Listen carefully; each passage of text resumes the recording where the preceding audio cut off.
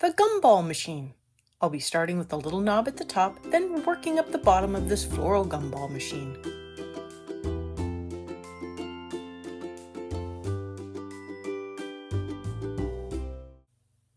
I wanted to have a wooden knob with metal details. I will be carrying this theme through to the bottom as well. So for the metal, I am beginning with Payne's Gray, which is not my darkest color, but I am working in shadows on the band at the bottom of the knob as well as the screw detail at the top. I flick in the color because I like the instant gradient I get when I use this technique. I can adjust the length of the flick to account for different objects as well. I am assuming a light source from the upper right because there is a highlight on the knob in the upper right. Makes sense. But I will still need a small shadow on the right side of anything that is round or rounded, so that is why I put a shadow on both sides of the band and screw. Hi everyone, I'm Catherine, the artist behind Bigelow Fine Arts. Welcome back to Joanna Basford's Worlds of Wonder, where I am working on this flower gumball. This is the final video in the series, but don't fret, there will be another series starting up after this one.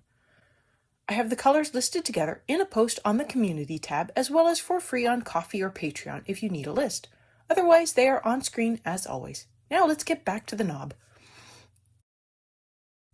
My lightest color is Cold Gray 1, and I use that to fill in the highlight as well as scrub into the Payne's Gray a little to blend the color into the highlight a little more. I fine-tune the gradient with some Cold Gray 4, taking the color into the highlight just a little. I purposely left a large highlight so I could make sure to get a good gradient and blend. Finally, I come in with black to make sure the shadows are at their darkest.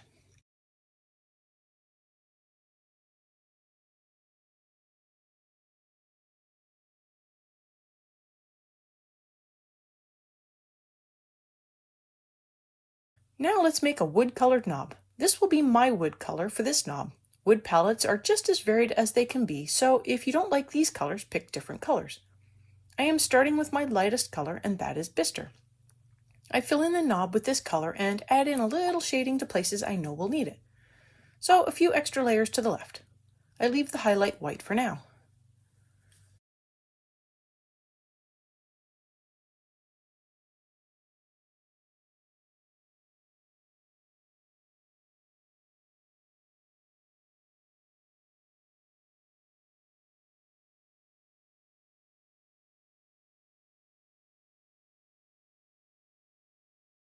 I use burnt sienna next, and it is my mid-tone color, but it is on the red side. I flick in some lines of color, and I make sure to follow the curve of the knob. I want to use the flicking to give the appearance of wood grain on this knob, so for this flicking I purposely use the point and allow it to dig in just a little to create grain lines. I do the same with burnt umber, flicking in curved lines to simulate grain lines. Burnt umber is my other mid-tone color, but this is more to the brown beige.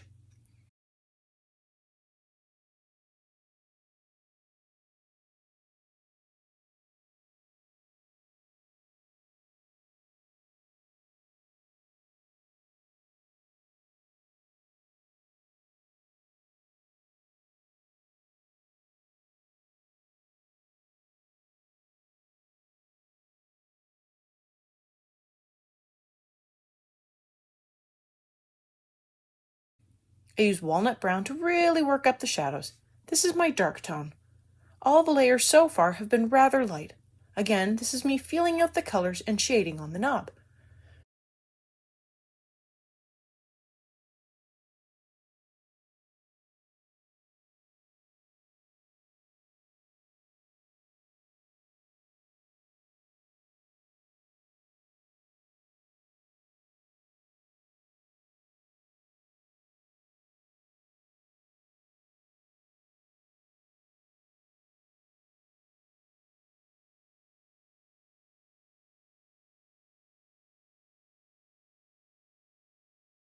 My final color is of course sepia, and I will get the shadows in place and working up a smooth gradient.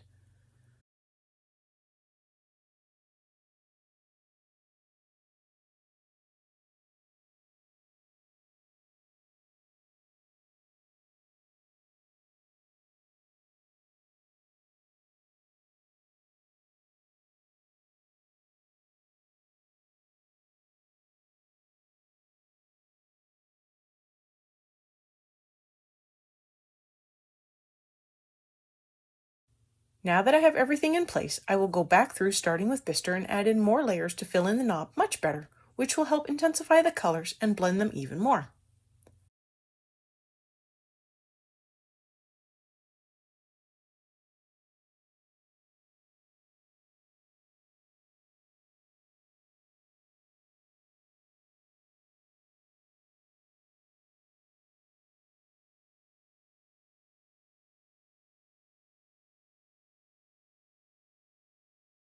The shadows need more work, so I add in more walnut brown.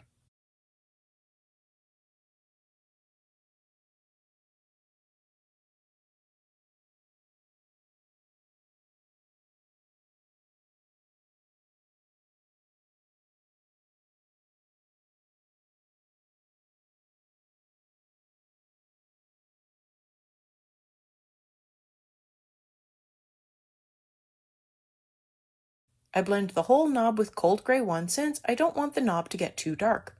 I'm thinking of old worn wood here.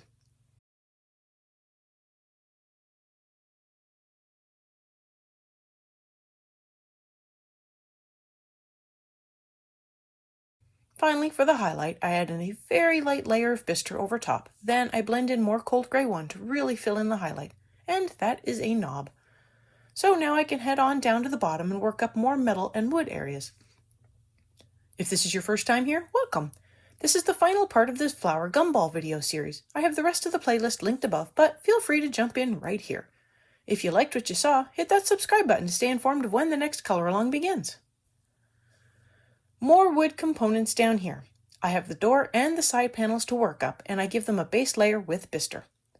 The door gets the color flicked in so I can again simulate the texture of wood grain, but the side panels I just fill in since there is an overlay on top that will get in the way.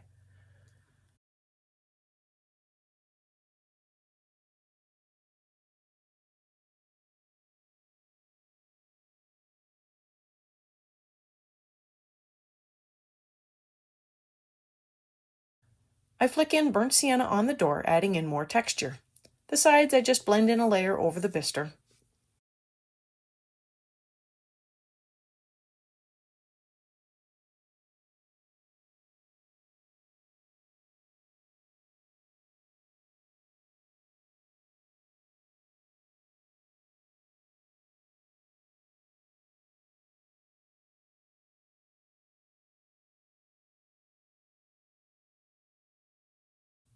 I changed things up a little and I am coming in with walnut brown next, adding in shadows on the side panels and also flicking in more color on the door. The shadows on the side panels are along the top, down the sides, and under the overlying detail to make it look like it is actually on top of the wood panel.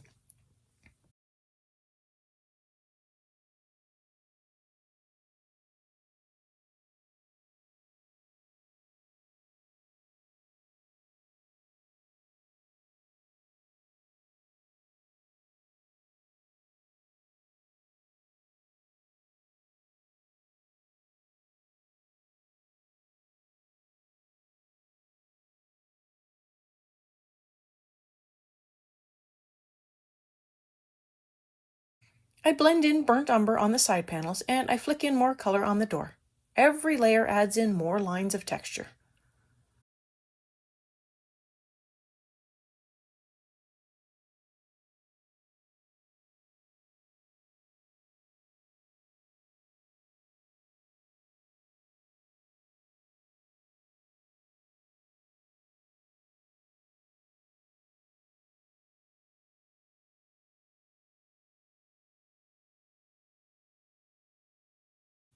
On to the shadows, and this will really change things up. For the door, I add in shadows under the hinges and around the knob plate. I also try to make a shadow for the handle of the door. On the side panels, I go over the areas where I added in walnut brown earlier, but I also add in some sepia to the side of the door jamb to make it appear to stick out from the wood panels on the sides. That is my base layers complete. Now I want to add in more layers to better blend everything together and refine the colors more.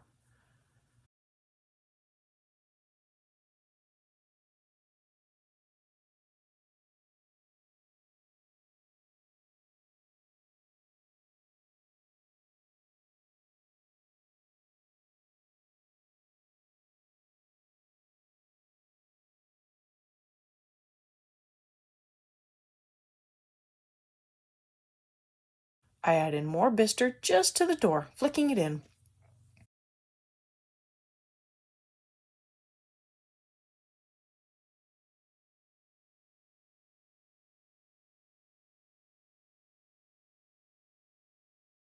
I flick in more burnt sienna to the door and blend in more on the side panels.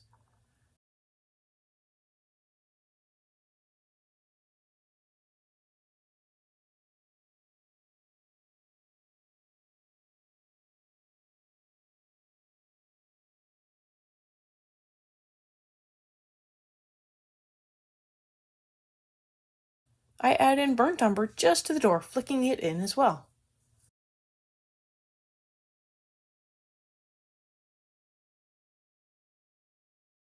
I add in more walnut brown to the door as well as to the sides. I focus on mostly adding walnut brown to the shadows on the side panels.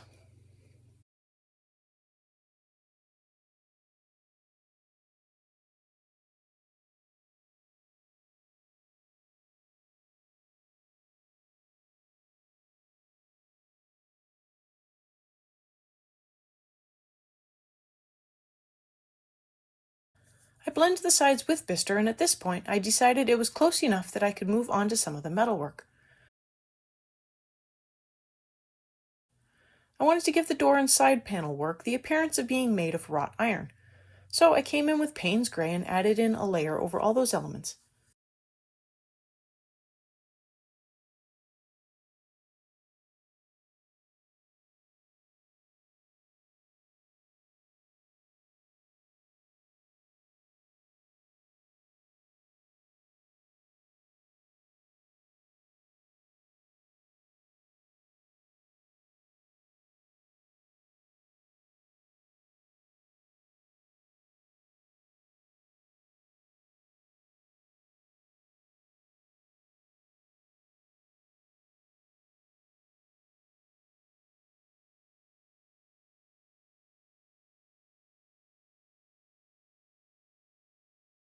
I added in black, trying to work in areas of shading.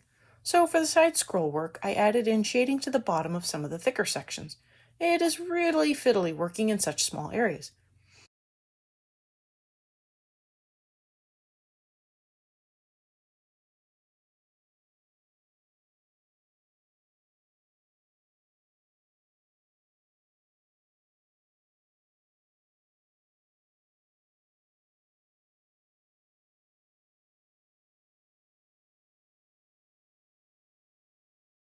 I blended in the colors with Cold Gray 1.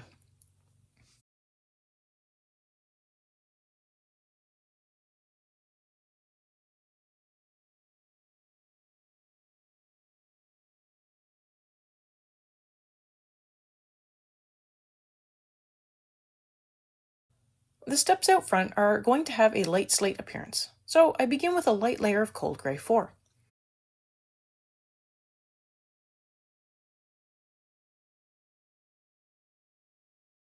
I add in shading with Payne's Gray on the riser of the steps as well as on that top piece, which I couldn't really tell what it was. Is that another riser or a flat stepping area? Not sure, but I treated it kind of like a riser.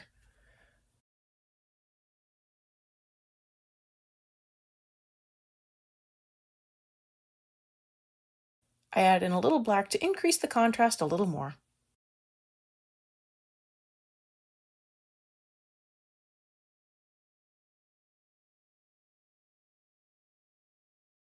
Then I blend the steps with Cold Gray 1, and those are steps.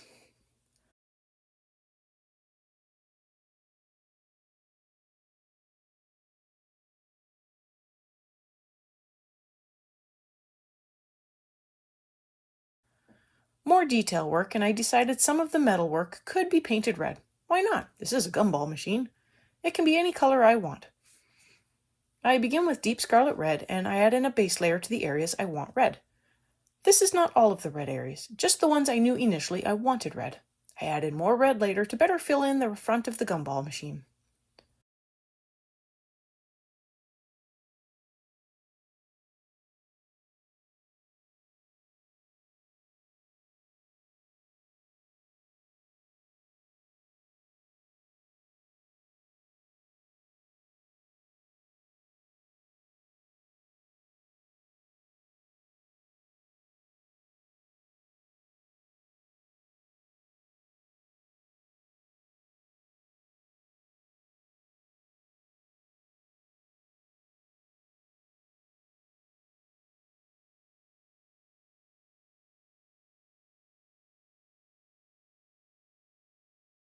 For the little circles at the top, I filled in the center with dark red.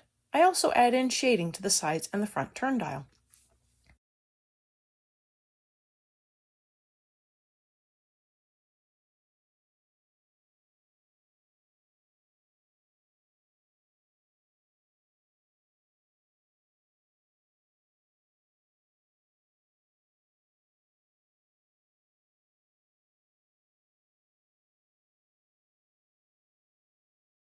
Now with those fleshed in, I move on to the pieces I know will be metal. This will give me an idea of what is left. So I begin with Payne's Gray and I add in color above and below each of the red circles.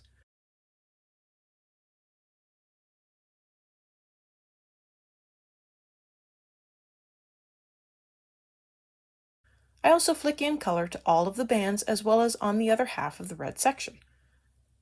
I must have spaced out because I only did one side of this section. I come back later to fill in the other side.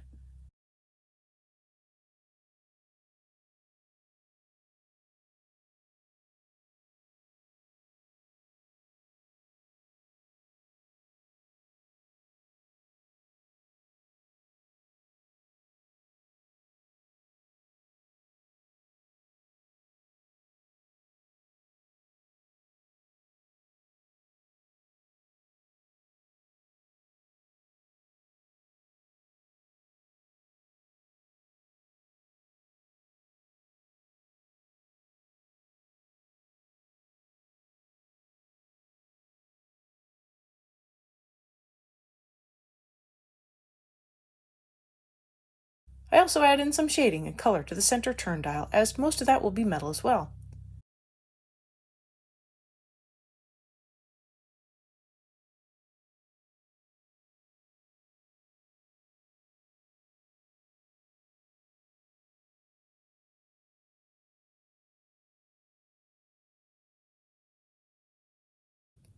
I come in with black next and I deepen all of the shadows.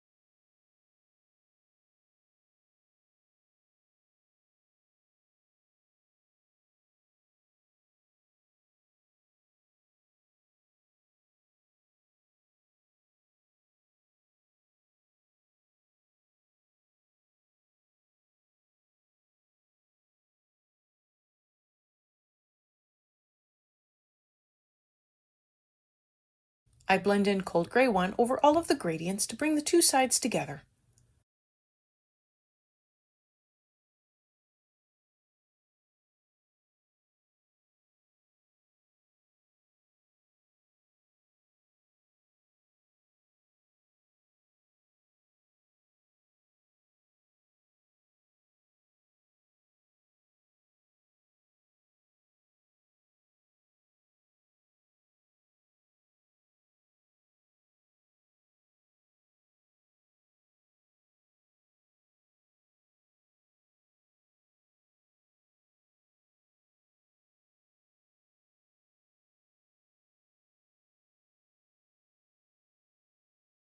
I add in a touch of cold gray 4 to the one area that I felt needed just a little more gradient work.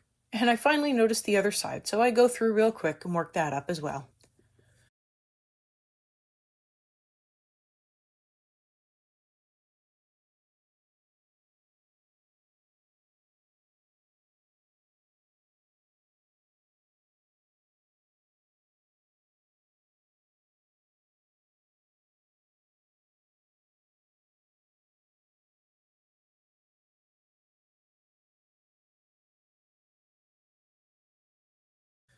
So that pretty much leaves two areas untouched, the bands in the middle and the ones on the bottom.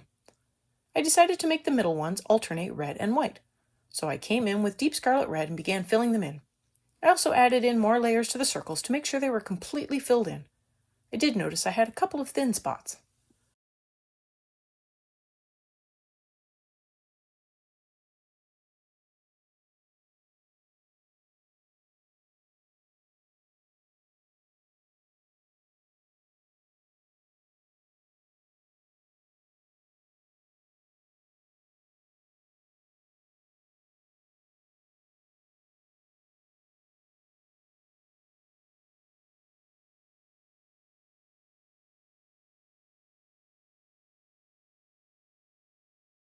For the white sections, I fill those in with cold gray 1.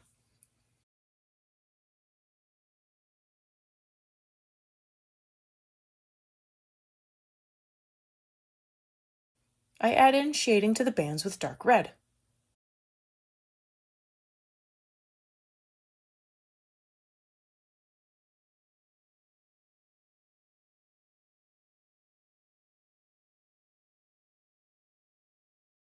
I blend in more deep scarlet red on the center dials, which missed out on their second layer earlier.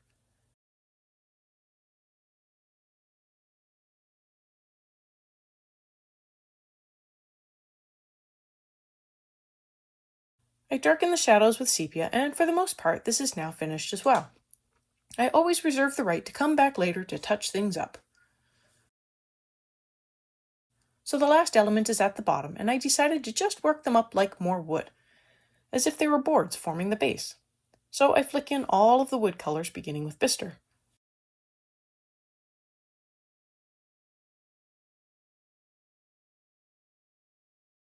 I flick in burnt sienna next, followed by burnt umber. I'm flicking with a heavier hand now that I know how much it needs.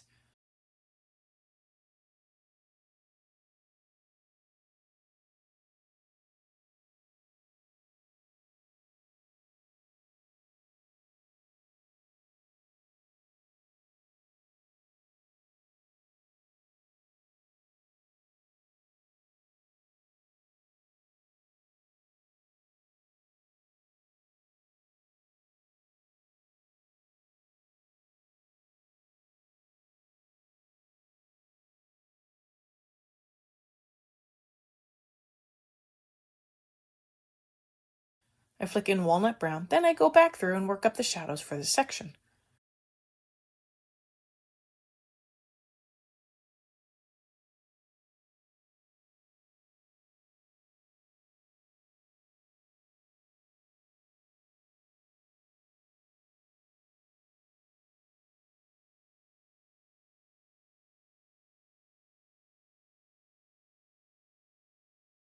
This definitely includes a cast shadow by the stairs. It also includes a cast shadow by the metal band just above the wooden boards. Plus, I add in a touch of shadow between each board to make it look like they are separate boards. A little sepia ups the contrast, then I blend everything with bistre, and that is that.